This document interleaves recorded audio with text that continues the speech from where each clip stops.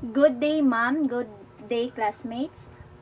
I am Jessa Koino Okba, I'm Jamaica Palapar. and we are the reporters of Group 1 with the topic of carrying capacity.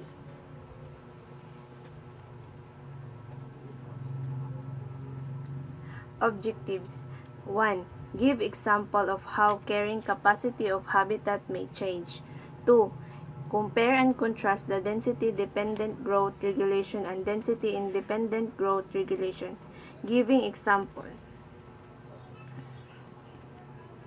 What is limiting factors? Condition of environment that limit the growth of species. Biotic and abiotic factors that prevent the continuous growth. What is limiting factors? Population will continue to increase if they had all of the resources they required in limited amount. But they are always factors that limit their increase. Limiting factor control populations. So, we will talk about limiting factors. Before we talk carrying capacity, we will talk about limiting factors. So, in carrying capacity, natay mga limitations para ma-reach ang carrying capacity. So, first, it is food. Food, sunlight for plants. So, sa plants, dili man siya pwede nga kanang ang food sa plants kay sunlight, no, dili man siya pwede nga maintain lang po siya sunlight, maintain lang po nato siya ibulad sa init kay napod siya possibility nga malaya ang usa ka plants. And then kung maintain lang po siya water, dili po siya pwede because of tapos possibility nga malata ang usa ka plants. And then kung sa animals food, so kailangan nga i-limit pud nato ang foods sa usa ka sa animals kay for example sa baboy, dili man siya pwede nga every hour lang nato siya maintain lang jud nato siya butngan og kanang pagkaon, maintain nato butngan og feeds kay nami possibility nga makubol ang kanang baboy, dili na noon siya mo unsa ni mo tubo because of kanang nasubraan ra siya sa pagkaon ba. So next, second is shelter. So naputay limitation sa kaning shelters, no, kay dili man pwede nga kanang imuhang kulungan is kanang gamay tapos ang imuhang isulod is 20 ka buok nga animals imong isulod, kibali baboy gamay ra kay imong kulungan niya 20 ka buok imong isulod. So maglimit jud ka og numbers, no, mag-maximum jud kag numbers sa usa ka kulong sa imong shelters. Kailangan imuhang nakay limiting factors dira nga imuhang ilimit ang numbers nga imong isulod dira nga mga animals. Next is breeding, no. So kung sa kuan pa ni siya sa kaningalan aning sa plants, when we talk about breeding, so maglimit ta sa plants.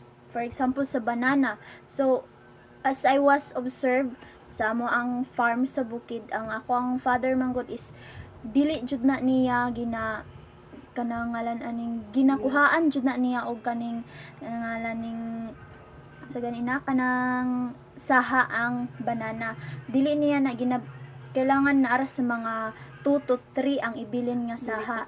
Oo, kay because ang saha. Because kay naamang goy possibility nga kung daghan ang imuhang saha nga ibilin, di ba, manubo man na sila mo tag-as.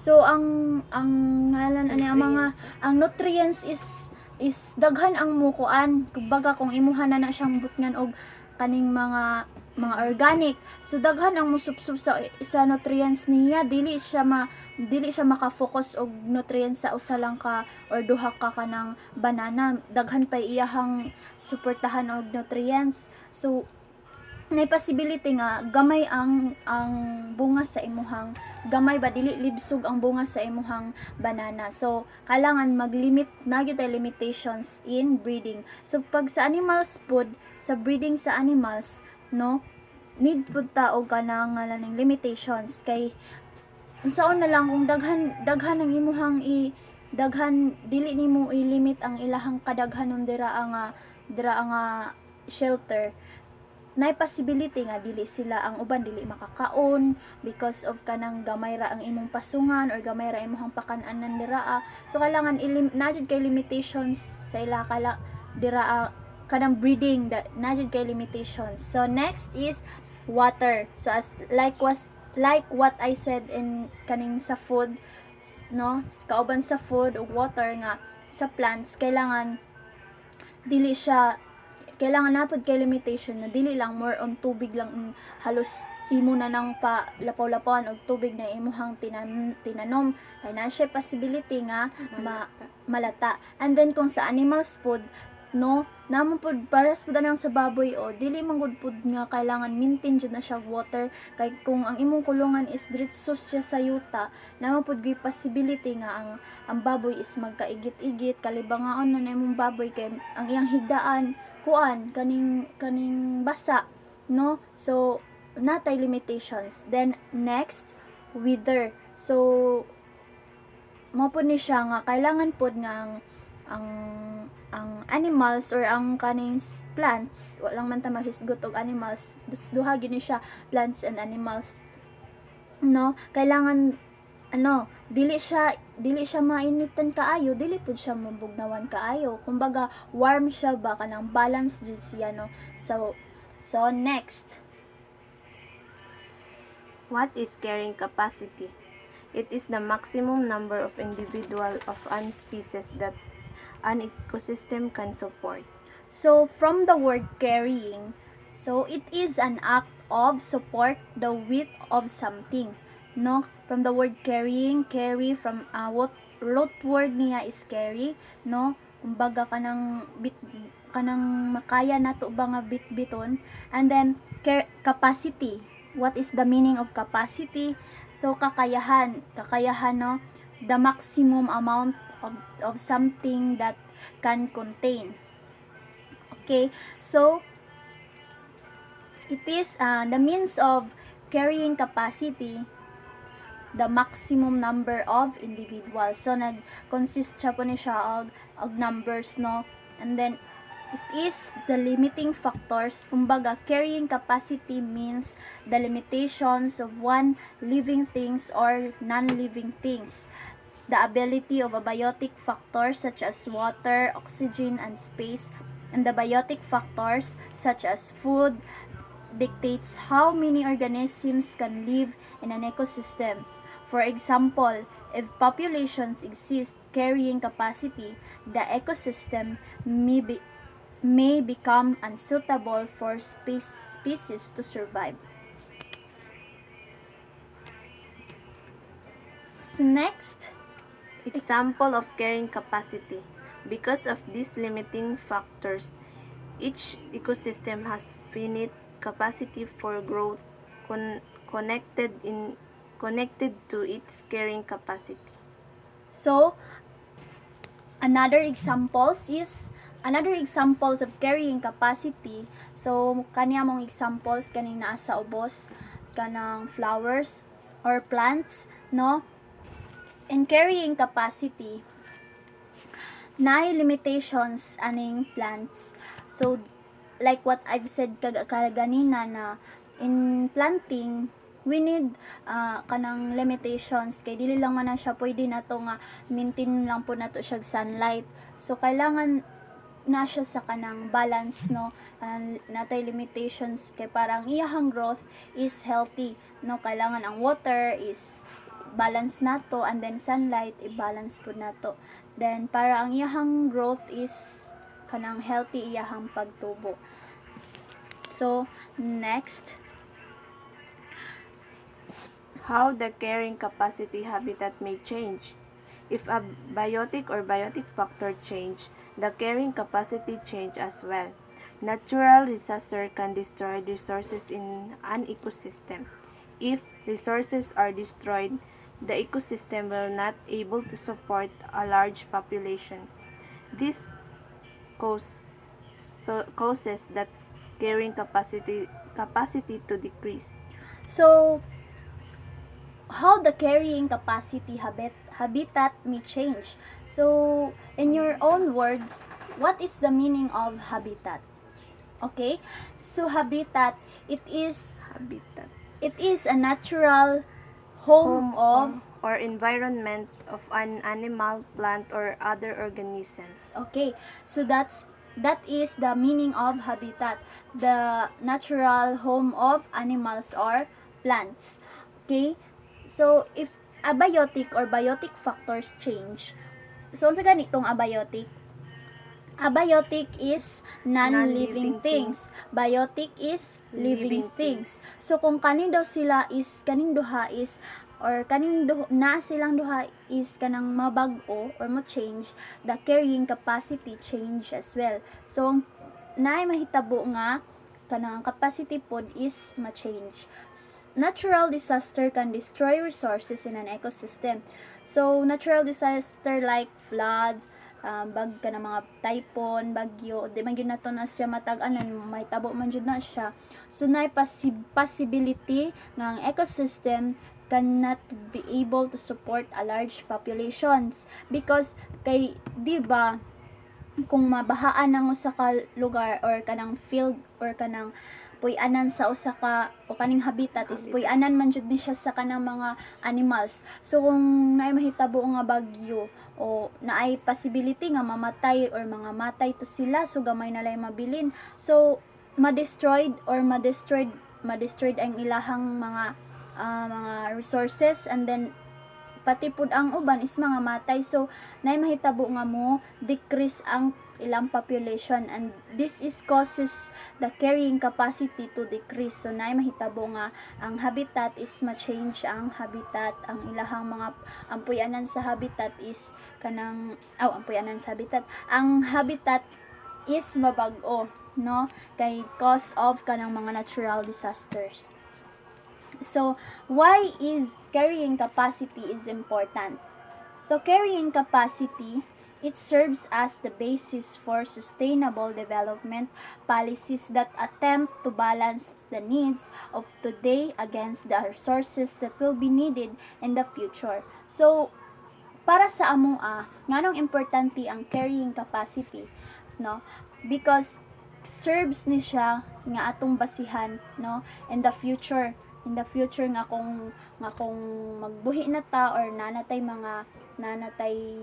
magbuhi na ta og kanang mga animals or Plants. na magtanom ta og plants, nanatay basis or basihan nga kanang nanatay basis na unsaon nato pag unsaon nato pag care or unsaon nato pag balance sa usa ka animals, kibali kung kani ba siya diri kani ba nga fields is kanang tama na ba ni ang ibutang nga animals, kana dira ang nga side, kana dira ang kulungan, pwede na ba 10 kabuk animals dira ibutang, so kay nanatay basihan kung unsay atong mga kanang pwede na to nga buhaton in the future. So next, example of carrying capacity of habitat may change. So another example, so nanapod may another examples, it is a grazing is allowing livestock to directly consume the growing forage, grasses, legumes, and forbs in a pasture of range land. It is harvesting by animals instead of by machines. Grazing provides goods, nutrition, and other benefits to the animals and can lead to more productive forage growth. So another example is grazing. So grazing, ang mga naga-grazing na mga animals as what I've observed nga kaning mga kalabaw, mga horse, gasab-sabi na sila, then mga baka kana sila nga mga animals gagrazing na sila mo ay mo direct nga mo consume na mo kaon sa kanang mga kaning mga forage, mga grasses, no? And then nganong mo ni among gi-example sa kanang habitat nga mo change siya because of kanang before manggod nimo siya dira, I mean kanang kumbaga sa for example sa isa ka field o sa isa ka field nagbutang ka o sa isa ka farm nagbutang ka dira og 10 ka cattle, and then kana nga mga cattle is kana nga mga cattle is 10 ka buok, and then ang kana nga field is ang tubo sa kaning kaning grass is napa sa mga 5 centimeter or 2 centimeter ang tubo sa grass ana pagbutang yun nimo anang cattle. So and then ang kanang mga cattle baya kay gina graze baya jud nila ng mga ngalan aning mga grass no, dili ang ilang yung pangaunon ana kay kanamang yung mga grasses may nana. So na possibility nga ang habitat is ma-change no, kay dili man na ma-maintain gyud na ingon ana lang gyud katag-as ang kanang grass kay ilamang gyud ang pangsabsabo na gani possibility nga mga matay na sila kay matunob-tunoban nila no, and napoy possibility kay ang ilahamang kung mga babais kaning mga kanabangalan aning kanang unsa gani na siya kanang basta kanang murag virus ba kanang dili gani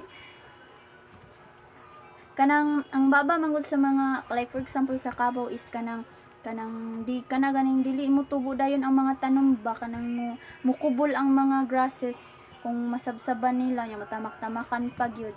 So na possibility nga ang sa ka field or habitat nga ma-change jud na sila, labi na kung itugway nimo ning labi nang kanang sa Cavao tugway nimo na siya sa kanang lasang or sa mga kanang farm no, na possibility nga kanang mabag-og gyud ang usa ka kanang habitat because of kanang mga tamak-tamakan nila ana. So that's our example of carrying capacity. Next, what is density dependent growth regulation? Okay, in a population that is already established, resources begin to become scarce and competition starts to play a role. So kaning density dependent growth regulation kanang maintain lang ginatong na this is a competition na competition siya no, and we refer to the maximum number of individuals that a habitat can sustain as the carrying capacity of the population, and either a positive ang mga factors ani nga include is disease competition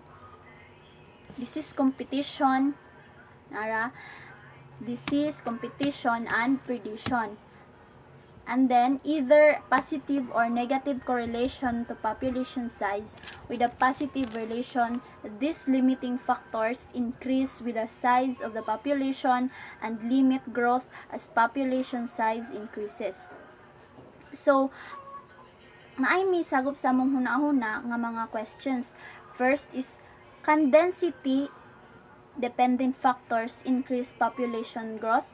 So maka-increase ba ni daw siya sa population growth kining density dependent factors? And then our answer is yes, it can also cause population sizes to increase. Because for example, the water from a flash flood increases the growth of vegetation, thereby providing more food for primary consumers in the ecosystem no. So kanang water nga kanang flash flood kanang makahatag ba na siya sa vegetation o kaning ngalan aning kanang makabisbis ba na siya sa vegetation. So mo na siya mag-cause og kanang increase sa growth sa vegetation. So next, what is density independent growth population? So the density of individual does not have any effect on future growth. Density independent factors affect per capita growth rate and dependent populations density. Populations can grow rapidly because the initial number of individuals. There is no competition for resources. No? So kadtong density dependent growth population is nagcompete to sila, competition kanang ga-compete sila sa growth nila. But in independent growth population, no competition ni sila because kuani sila og kanang resources, kaning abundant ni sila og resources no. So factors The factors are not influenced by species population size. All species populations in the same ecosystem will be similarly affected regardless of population size. Factors include weather, climate, and natural disasters. Example of density-independent growth population include natural disasters like forest fires. So density-independent populations growth, this population can grow rapidly because the initial number of individuals is small and there is no competition for resources. So, limiting factors of different kinds can interact in complex ways to produce various patterns of population growth.